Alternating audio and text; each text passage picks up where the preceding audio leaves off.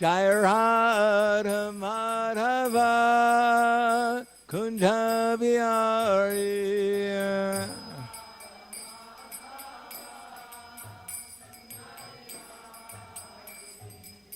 Kopi Jana Vallabha Girivanadari.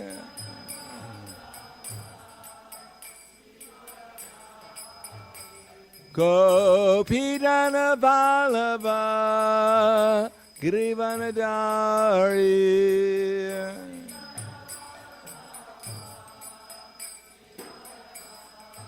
Yasoda Nana Braja Jana Ranjana. Yasoda Nana Braja Jana Ranjana. Yamuna Tira Vanachari. Yamuna Tira Vanachari. Jai Radha Madhava Kunja Bihari.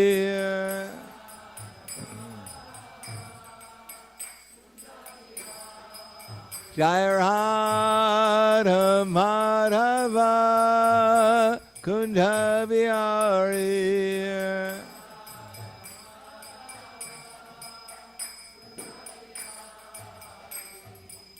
Gopi Jana Vallabha Girivanadari.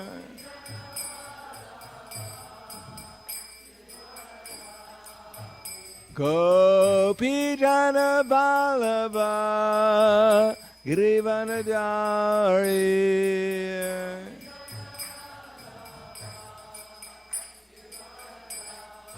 Yasoda Nana Braja Jana Ranjana. Yasoda Nana Braja Jana Ranjana. Yamuna Tira Vanachari. Yamuna Tira Vanachari. Jai Radha Madhava Kunja Bihari.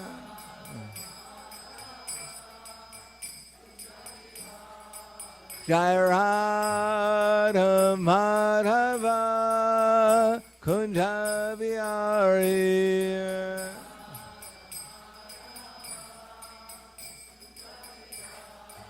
Jai Radha Madhava Kunja Bihari.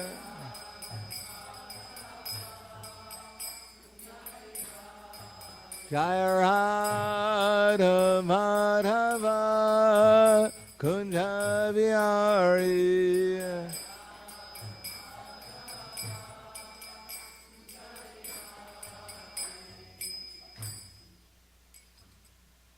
Jai Om Vishnupad Brahmahangsa Prabhadacharya Asatara Sadhushi Sriman. His Divine Grace Shalasi Bhaktivedanta Swami Raj Srila Prabhupada Ki Jai. Gaur Premanande, to all glories to these sound devotees, all glories to Shri Guru and Shri Gauranga.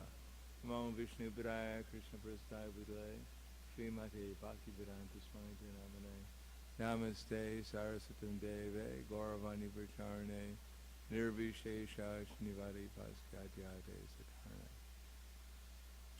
Om Agyanatvanandasya Gananjana Salakaya Chakshur Militam Yena Tasmai Shri Gurave Namaha Shri Chaitanya Manobhishtam Stapitam Yena Bhutale Swayam Rupa Kadamaham Kadati Swapadantikam Vandeham Shri Guru Shri Yuta Parakamalam Shri Gurum Vaishnavam Cha Shri Rupam Sagurajatam Sahagana Raghunatam Vitam Tam Sajivam Sadvaitam Savadutam Parijana Saitam Krishna Chaitanya Devam Shri Radha Krishna Padan Sahagana Lalita Shri Visakans Vitams Cha Hey Krishna Karna Sindhu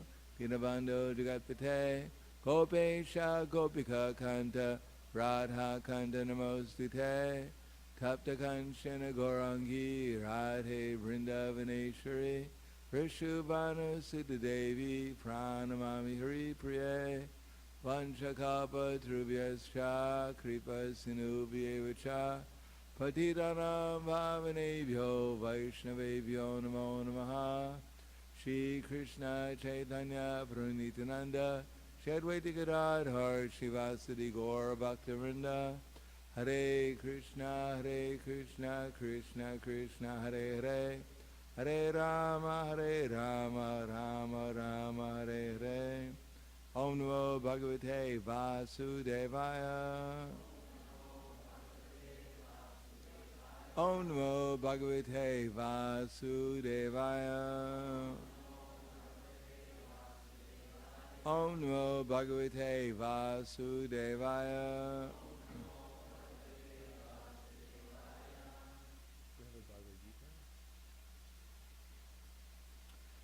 So thank you all for coming. My name is Prahladananda Swami.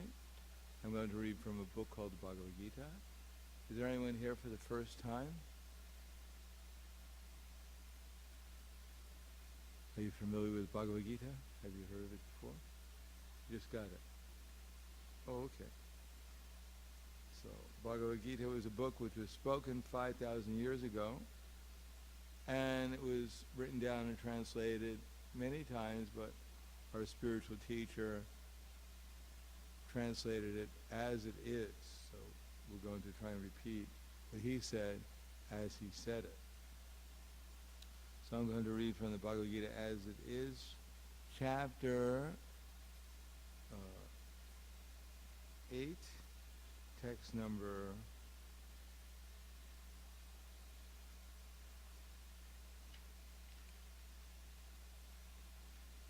'Attaining the Supreme'. Text number 6. Yam yam vapi smaram bhavam tyajantyanti kalevaram. Yam yam vapi smaram bhavam tyajantyanti kalevaram tam tame vaiti kondeya sadatad bhava bhavitaha. Whatever state of being one remembers when he quits his body, O son of Kunti, that state he will attain without fail. Please repeat. Whatever state of being one remembers when he quits his body, O son of Kunti, that state he will attain without fail.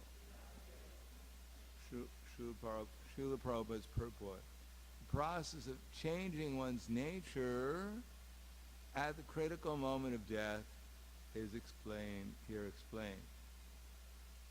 Person who at the end of his life quits his body thinking of Krishna attains the transcendental nature of the Supreme Lord. But it is not true that a person who thinks of something other than Krishna attains the same transcendental state. This is a point we should note very carefully. How one dies in the proper state of mind. Maharaj Bharat, although a great personality, thought of a deer at the end of his life. And so in his next life, he was transferred into the body of a deer. Although as a deer he remembered his past activities, he had to accept that animal body. Of course, one's thoughts during the course of one's life accumulate to influence one's thoughts at the moment of death. So this life creates one's next life. If in one's present life one lives in the mode of goodness, always thinking of Krishna, it's possible for one to remember Krishna at the end of one's life. That will help one to be transferred to the transcendental nature of Krishna. If one is transcendently absorbed in Krishna's service, then his next body will be transcendental, spiritual, not material. Therefore, the chanting of Hare Krishna, Krishna Krishna, Hare Hare, Hare Rama, Rama Rama, Hare Hare, is the best process for successfully changing one's state of being at the end of one's life. So the verse again, Yam yam vapi smaran bhavam tyajantanti kalevram tam tam evaiti konteya sadatad bhava bhavitaha. Whatever state of being one remembers when he quits his body, O son of Kunti, that state he'll attain without fail. Namo Vishnu Vidaya Krishna Prastaya Bhutaya Srimate Bhaktivedanta Swami Namane Namaste Saraswati Deve Gauravani Pracharane Nirvishesha Srinivadi Paskadyade Satarna. Here Srila Prabhupada is talking about the transmigration of the soul. Well, first of all, we have to understand that we're the soul and that we're in a body. And that Bhagavad Gita is not talking about some religious dogma. As I mentioned before, when Srila Prabhupada was in South Africa attending one conference that he was participating in, there was another Indian gentleman there, and when Srila Prabhupada mentioned the idea of transmigration of the soul, the Indian gentleman objected and said, Swamiji, why are you talking about the Hindu doctrine of reincarnation? Srila Prabhupada objected and said, no, I'm not talking about a Hindu doctrine. I'm talking about the science of transmigration. That 5,000 years ago when Krishna spoke this book, he wasn't telling Arjuna on this battlefield, my dear Arjuna, today we're fortunate to be on this battlefield, or unfortunate, depending how you look at it. And you're especially fortunate, though, because I happen to be a Hindu god. And now, because you're a Hindu, I'm going to talk to you about Hindu philosophy. That, according to Hindu philosophy, Hindus have material bodies. And not only that, but Hindus' bodies, they keep on changing. And Hindus have to die, unlike everyone else. But when Hindus die, they get a special compensation. They get another body. Self-realized Hindus don't become bewildered.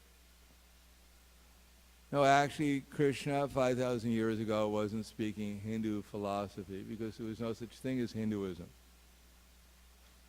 Nor when he says that Arjuna had a material body, did he exclude everyone else, such as modern-day Christians or Muslims or atheists, or dogs or cats or trees or fish or any other living entity. All living entities have material bodies. But within everyone's body, there is something that's conscious.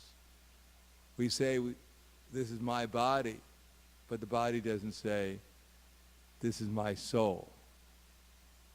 The body is unconscious, but the soul is conscious of the body. So we're what's conscious, and right now we're conscious of a body. And being conscious of the body and having knowledge, the one thing all of us can agree upon, hopefully, is that everyone's body is changing. If anyone thinks that they have exactly the same body they had when they were in the womb of their mother, well, it'd be very difficult to understand the rest of our philosophy. But for those who agree that the body we had in the womb of our mother is different from our present body, although we may not remember what we were doing in the womb of our mother, certainly we can remember what we were doing 5 or 10 years ago. So although our body was certainly different then, but we're the person who is remembering, who is experiencing those particular activities and situations 5 or 10 years ago. And we're still present now. Although our body has changed, we have not changed. The observer is still the same. The conclusion is, if we live for another 5 or 10 years, our body will certainly be different, but will certainly be the same. Now, as we're not affected by the body, whether it went through any change that we can mention, so at the final change of the body called death of the body, we ourselves will not die, but we'll get another body. Now an intelligent person will question, who agrees with this, that if the body will change and ultimately we have to die. Of course, people don't usually think about these things. When Yudhisthira Maharaj, a great devotee of Krishna, was asked, what's the most wonderful thing that exists? So at that time, there was no leaning tower of pizza or whatever else. So he answered, ahani bhutani gachanti yamalayam sheshastavar icchanti kemascharya atakparam. The most amazing thing is that at every moment we can see so many living entities are dying. But even more amazing than that is that those who remain behind, they think that they're going to live forever. Therefore, as a young man is preparing for his education, he goes to school and becomes educated, preparing to get a job. As people who are working, they're preparing for their retirement. So why don't people prepare for leaving this body? Where are they going next?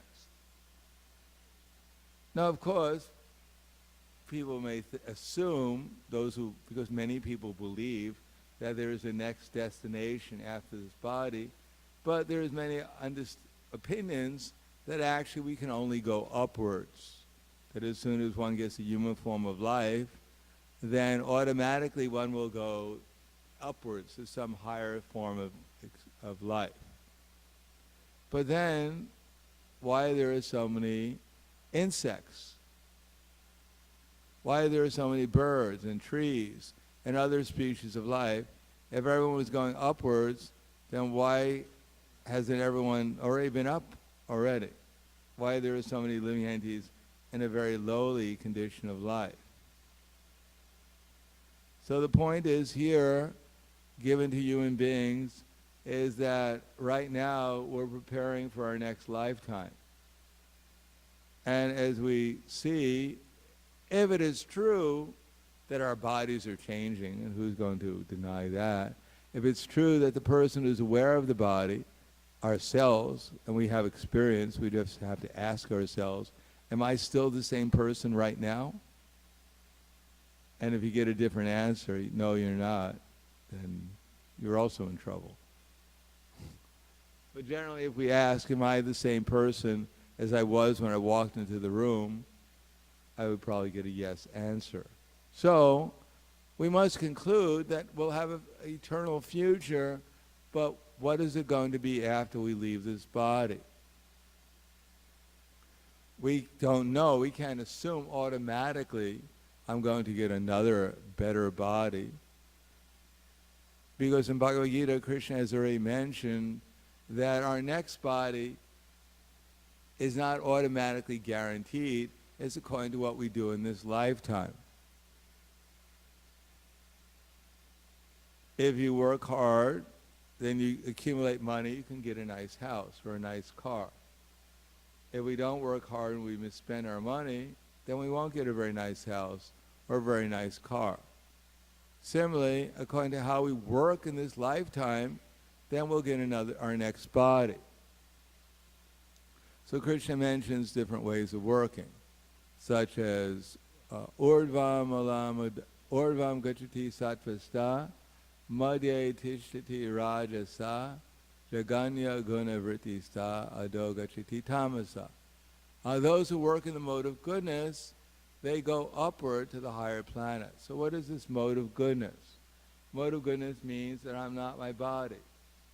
Now, not only I'm not my body, but everyone's not their body. So if everyone's not their body, and the body is temporary, then everyone should know that. So at least in mode of goodness, I should help people understand that they're actually spiritual souls. If I'm working in a university teaching people how to make money and technology, that's not necessarily bad, but it's certainly not the highest education. It's not really bringing people how to work in such a way as to realize that they're eternal spiritual beings. In other words, if we are eternal spiritual beings, and I don't think there should be any doubt about that, then how should we work to realize that? Because right now people are working very hard in the material world trying to avoid death of the body. In the simplest way, people, when we go out in the street, before we cross the street, we'll look both ways and make sure there's no car coming to run us over. At least we'll make that much effort to avoid death. No one just, most people just don't throw themselves onto the street, pleading, begging for the cars to run them over. That we try to avoid death in so many different ways because, well, for one, we may think that I am the body and that when the body dies, I die, but that's incorrect. But even if we understand that, still we don't want to leave the body because we don't know where we're going. So everyone's trying to avoid death, the death of this body, and actually ultimately we're trying to avoid the death of the soul. Now the question is, as I'm trying to avoid death of the soul, how am I going to try to liberate myself from this very unpleasant condition of fear? Because that's our major mood in the material world. Why do people take intoxication? Why do they do so many different things? Because we're all trying to get out of this, forget the fear we have of our temporary existence in this body. Now, if I realize I'm an eternal soul, that I'm never going to die, that I'm going to live forever, and nothing in the material world can do me any harm, no circumstance, no obstacle, no opposition can actually harm me, the soul, then immediately all the fear goes away, and I become prasanatma. I become at least joyful. So mode of goodness means to work in such a way as to actually realize, experience more and more clearly our identity as a soul. So there may be many different ways of doing it, such as on the mental platform, because it's our minds that are very troublesome. Our intelligence will tell us, if we read Bhagavad Gita, yes, my body's changing, but I'm not changing. I'm the soul within the body. But my mind will give me so many doubts. Oh, this is all philosophical, not very practical. We can see that these people, they're just trying to sell their books or something, give us their philosophy, whatever. So many doubts will arise in the mind. We may be thinking about so many different things. Nice philosophy, but it won't pay my bills. Besides that, I got to go home because we're supposed to go and see Star Wars soon.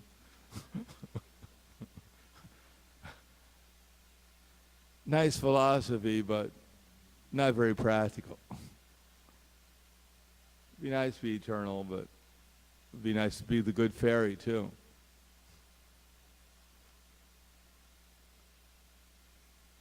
No, so there are ways of working, and the ways of working are basically all based upon developing our awareness, our consciousness.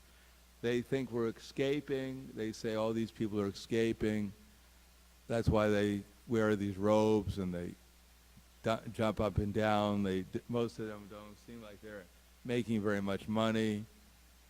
Otherwise, they could probably afford some, pants and shirt. So it appears that these people are escapists. They won't confront reality. They keep on complaining about old age, disease, and death because they can't confront reality. Therefore, they're escaping into this mythology of eternality, like Peter Pan or something.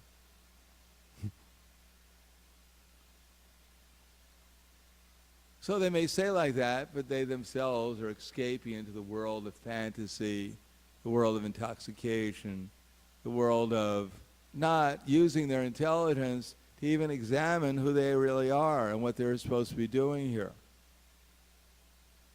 So we keep with our intelligence, we can see, actually my problem is I don't see things clearly. It is not that the devotees are trying to escape into some illusory existence. They're actually trying to wake up to see things as they are. And to see things as they are is actually quite joyful. And to see things as they aren't means to identify or misidentify with these gross and subtle material bodies, try to squeeze out some temporary pleasure from this body, and ultimately suffer in anxiety and fear over the future demise of the body and everyone else's body. Therefore, there's a way of working in the material world called karma yoga. That is working without attachment. As we work here, worried, what am I going to eat tomorrow? Where am I going to sleep? Is the bank going to take my house away? Is the grocery store going to run out of food? So everyone is working, trying to accumulate money, hoping that this will protect me from all these dangers. And of course, nowadays, everything is dangerous.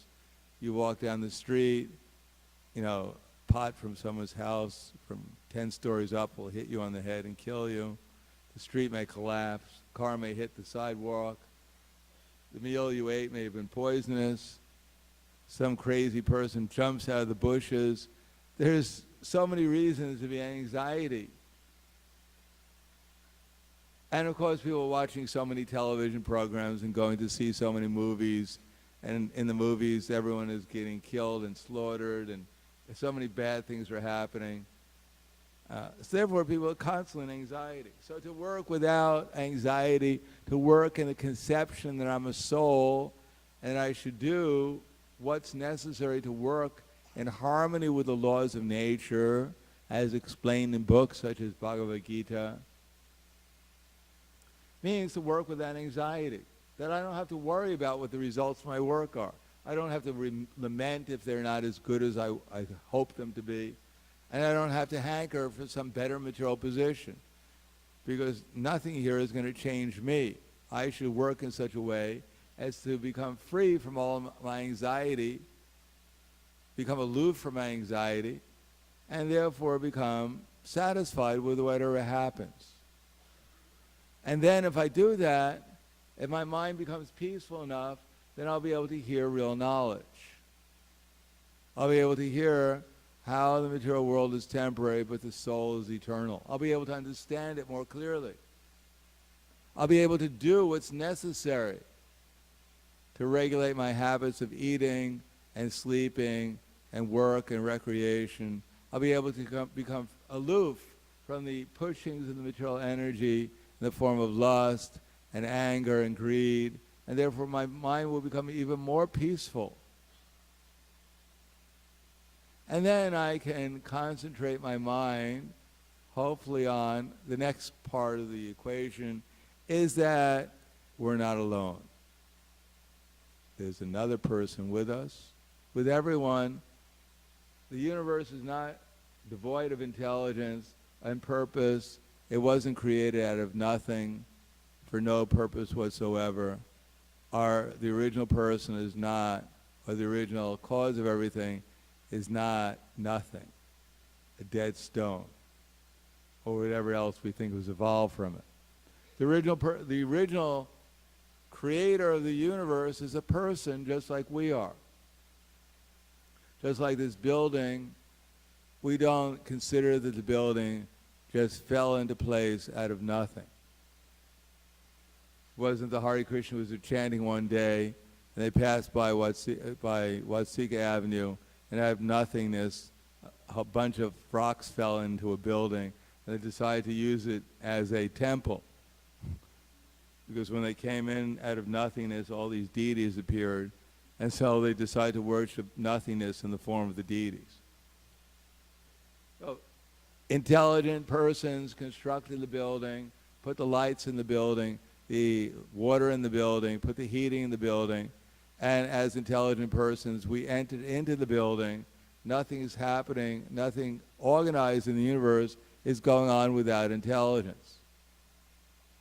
So when we see planets rising at a certain time, like the sun, and setting at a certain time, when we find out that in this body, of which we're hardly aware of anything that's going on inside of it, it makes a lot of noise, but we don't even know what it's saying to us. We're eating food, hopefully we're chewing it, and it's going down, we don't know where it's going down into. We've seen pictures of it, but not personally. We don't even hear it go down. We don't even know what it went into. But somehow or another, we hope everything comes out all right. As the proper things are assimilated, eliminated, etc. So this body is a wonderful machine. We have no idea how it's working. And even the scientists, they have no idea even how one cell is going on. So the question is, who has created this wonderful machine? What scientist can make a male machine and a female machine? When they get together, they make little machines. Do you know how many scientists can make a male Rolls Royce and a female Rolls Royce? And when they get together, they make little Rolls Royces. And when you give it enough gasoline, they grow up and they become big Rolls Royces, and everyone gets one. But there's a person who's made these wonderful machines that we happen to be in. We call him Krishna. Other people call him Jehovah or Allah. But there's the same person who's created this universe, and he created it for a purpose.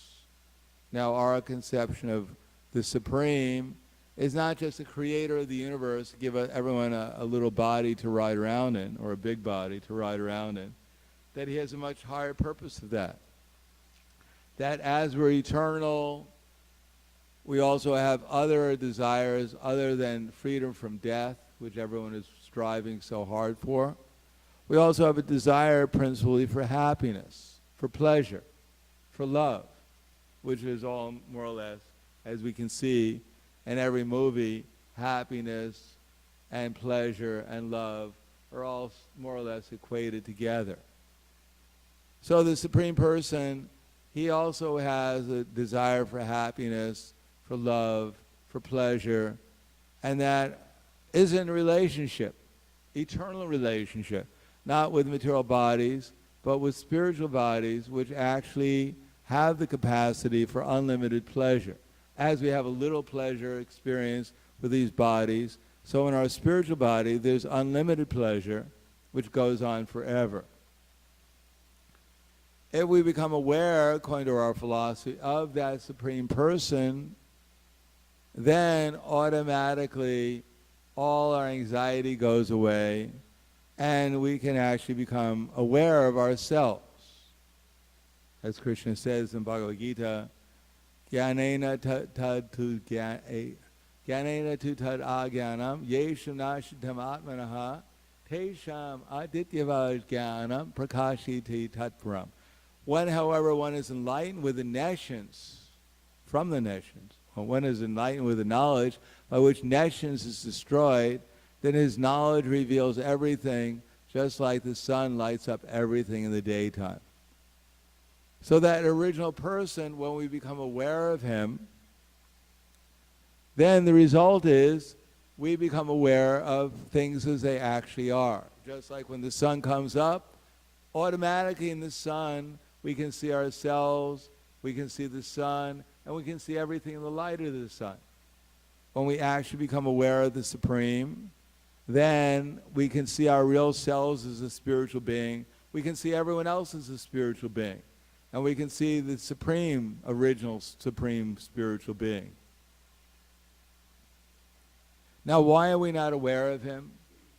Why is it that we're identifying ourselves with these bodies?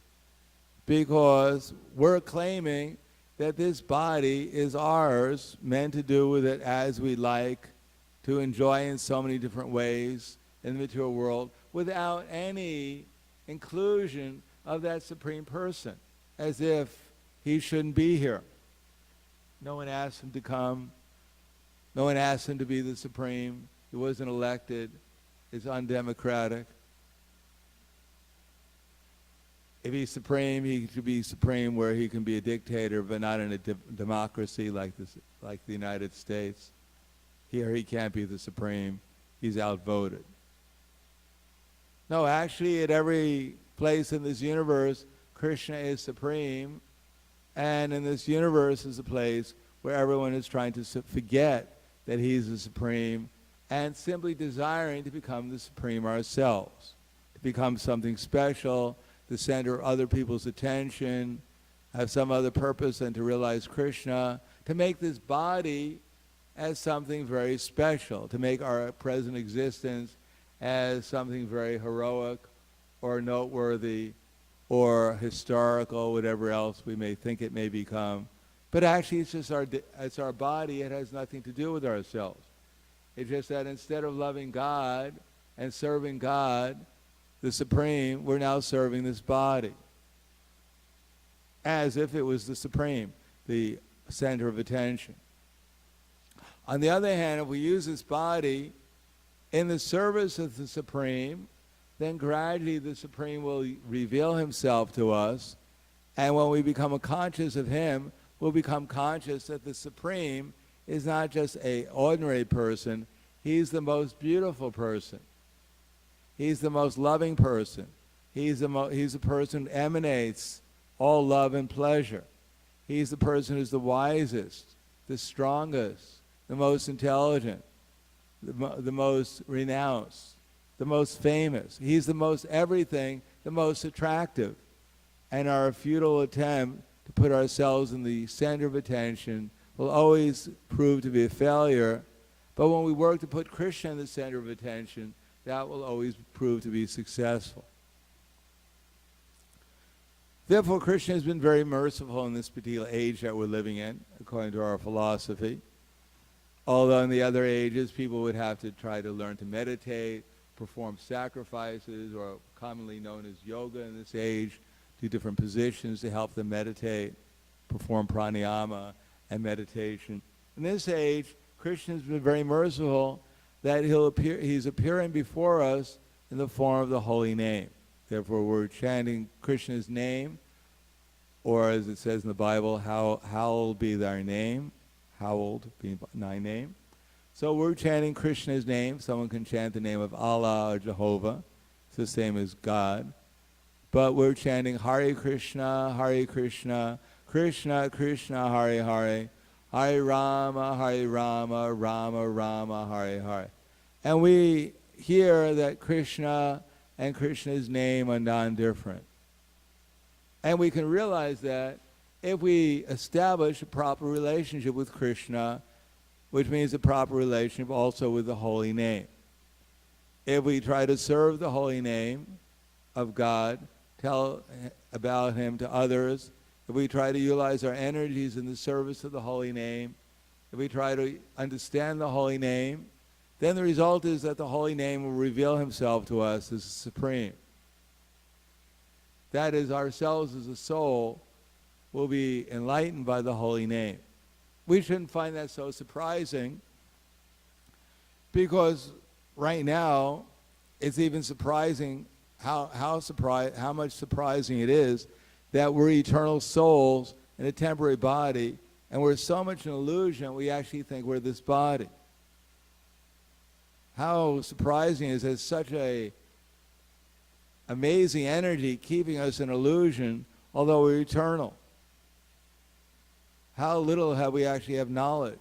So to hear that the Supreme Personality of Godhead, Krishna, can appear as this holy name and can liberate us by chanting it, why should that be any more amazing than the fact that the eternal soul is right now an illusion caused by the temporary material energy? In any case, as we can realize that we're not the body with a little use of intelligence, so we can realize Krishna is the Supreme by chanting Hare Krishna with a little bit of intelligence. So that little bit of intelligence is found in this book called Bhagavad Gita, which is available here for those who don't have it. So you can purchase it, and so there are other books also. And even if you don't purchase a book, you can go home and freely chant Hare Krishna. If you chant Hare Krishna 15 minutes a day, and especially if you can read a little of this philosophy and follow it, then gradually we'll understand that how merciful the Supreme Personality of Godhead is, that he is actually appearing in this age and giving every, especially human being, the opportunity to realize him just by chanting his holy name. So I'll stop there. Thank you. Any questions?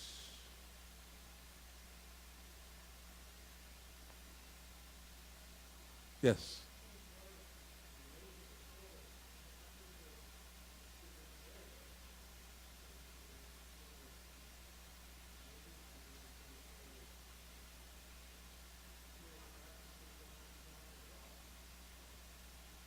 Yeah, well, there's many different species of life, and well, first of all, most people are not very much concerned about the soul. Just like we can see how many people came to our temple today.